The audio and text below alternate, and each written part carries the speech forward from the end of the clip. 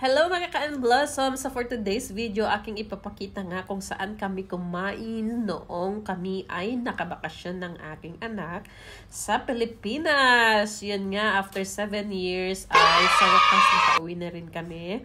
As syempre, pag uwi natin, kailangan nating i-treat ang ating mga mahal sa buhay at ang ating mga buong pamilya. So, ayan na nga, pumunta kami sa Filipino Asian Buffet. So, kung makikita nyo guys, ang sasarap ng pagkain. Medyo may pricing nga lang, pero worth it naman dahil kasama ko naman ang aking mga mahal sa buhay. So, please enjoy watching!